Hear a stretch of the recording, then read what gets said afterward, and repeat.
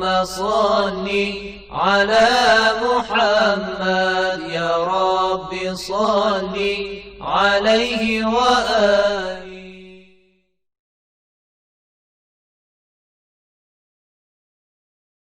A'udzu billahi minasyaitonir rajim. Bismillahirrahmanirrahim. Alhamdulillahirabbil alamin wassalatu wassalamu ala rasulil azam Muhammad sallallahu alaihi wa alihi wasallam wa ala ahli baitihi thayyibin tahirin. Aqulu lakum assalamualaikum warahmatullahi wabarakatuh. Para pemirsa dan pendengar yang dirahmati oleh Allah Subhanahu wa taala, marilah senantiasa kita bersyukur atas segala nikmat yang Allah berikan kepada kita, dan marilah kita selalu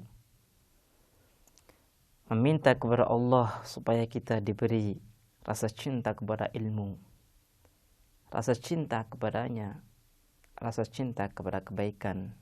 Karena dengan rasa cinta ini kita bisa mendapatkan hidup yang berkualitas.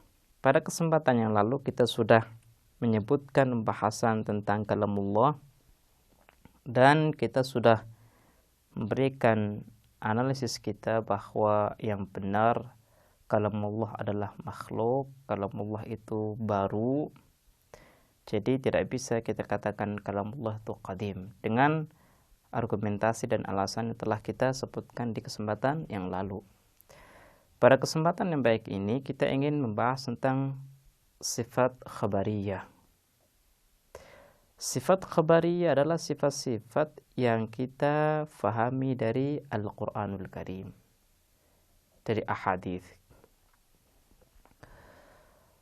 Dalam dunia teologi, sifat itu adalah pembahasan yang harus diteliti oleh setiap teolog. Karena dengan pembahasan sifat-sifat ini, maka dirinya akan bisa mengerti dan memahami dengan baik ketika membahas tentang kenabian atau ma'ad. Karena semua pembahasan tentang kenabian dan ma'ad itu bersumber daripada pembahasan ma'rifatullah. Terkait dengan sifat khabariyah, maka terjadi berbagai pendapat. Ternyata dunia teologi itu penuh dengan perbedaan pendapat. Dan perbedaan pendapat dalam dunia keilmuan merupakan sesuatu yang wajar. Makanya kalau kita masuk kepada ranah teologi, kita harus legowo, kita harus buka pemikiran kita, buka hati kita untuk bisa mendapatkan pendapat yang benar. Jangan sampai kita memiliki otak yang keras, hati yang keras, yang tidak mau menerima pendapat orang lain. Karena mau tidak mau ketika kita masuk kepada ranah ilmu, maka kita akan mendapatkan perbedaan pendapat. Karena otak kita, kemampuan berpikir kita berbeda-beda. Baiklah pemirsa, kita akan menyebutkan tentang berbagai pendapat terkait dengan sifat khabariyah. Pendapat yang pertama adalah pendapat yang disebut oleh kelompok mujassimah dan musyabbihah. Mujassimah adalah suatu kelompok yang meyakini bahwa Allah itu berjisim. Musyabbih adalah suatu kelompok yang meyakini bahwa Allah itu serupa dengan makhluknya. Makanya ketika mereka membahas tentang sifat khabariyah, sifat-sifat yang mereka fahami dari Al-Quran, mereka mengatakan ajazu ala rabbihim. Mereka mengatakan bahwa Allah itu memiliki anggota tubuh seperti kita. Allah itu memiliki tangan seperti kita. Dan kelak kita itu bisa bersalaman dengan Allah Subhanahu wa taala, bisa melihat Allah Subhanahu wa taala. Keyakinan ini telah disebutkan oleh Syahristani di kitab beliau Al-Milal wan Nihal, di mana beliau menjelaskan bagaimana keyakinan musyabbihah, keyakinan mujassimah. Artinya mereka ketika mendapatkan suatu ayat Al-Quran yang berkata itu Allah fawqa aydihim innallaha 'alal 'arsy istawa, mereka meyakini bahwa ayat-ayat Al-Quran yang menisbahkan jismiyah, sifat-sifat yang berbau materi kepada Al-Quran, maka sifat-sifat ini memiliki arti yang sama yang ada pada diri kita. Ketika Allah Subhanahu wa taala berfirman yadullah fawqa aydihim, artinya tangan Allah itu seperti tangan kita, materi. Ketika Allah Subhanahu wa taala bersemayam, artinya Allah Subhanahu wa taala itu duduk di kursi, duduk di satu tempat yang luar biasa, yang megah.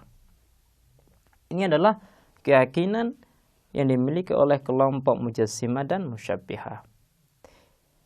Pendapat yang kedua mengatakan bahwa sifat-sifat yang telah dijelaskan oleh Allah Subhanahu wa taala dalam Al-Qur'an adalah sifat-sifat yang memiliki makna yang hakiki. Artinya ketika Allah mengatakan dirinya memiliki tangan, artinya Allah itu memiliki tangan. Tapi perbedaannya dengan pendapat yang pertama, pendapat ini mengatakan inna lillahi subhanahu wajhan bila kaif kama qala wa yabqa wajhu rabbika dzul jalali wal ikram.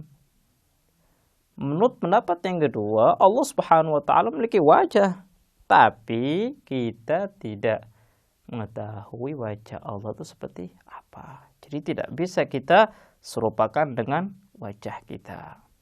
Ini adalah pendapat yang kedua. Kemudian ada pendapat yang ketiga.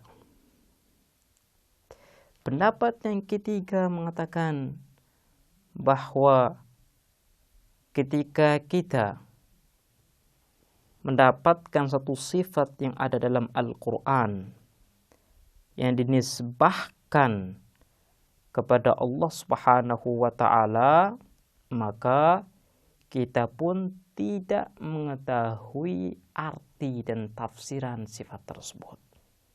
Artinya ketika Allah Subhanahu wa taala mengatakan yadullah fawqa aydihim, kita tidak memahami arti daripada yadullah itu apa.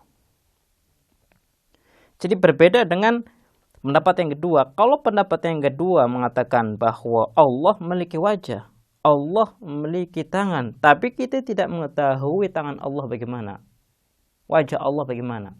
Pendapat yang ketiga mengatakan bahwa kita tidak mengetahui tentang arti daripada wajah Allah itu apa, sama sekali.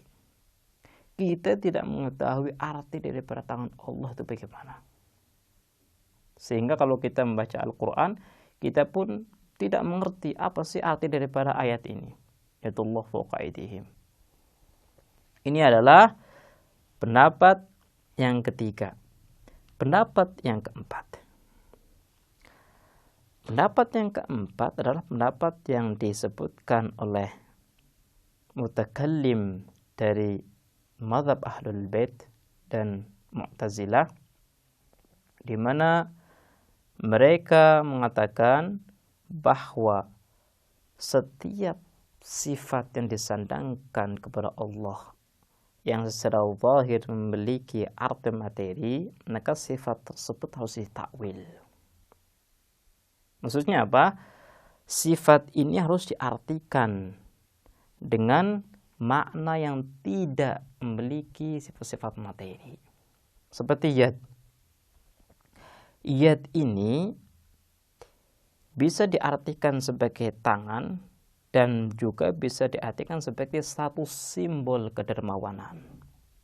Artinya kalau kita ingin mengartikan dan menafsirkan satu kalimat dalam Al-Quran, kita harus melihat susunan katanya. Kalau seandainya yad ini disandangkan kepada Allah, maka yad ini tidak bisa diartikan sebagai tangan seperti kita.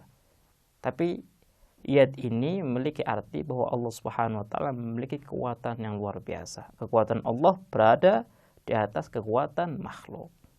Ini adalah pendapat yang keempat yang dimiliki oleh para teolog dari mazhab Ahlul Bait dan mazhab Mu'tazilah. Insyaallah kita akan melanjutkan pembahasan kita di kesempatan yang lain. Kita akhiri, wassalamualaikum warahmatullahi wabarakatuh.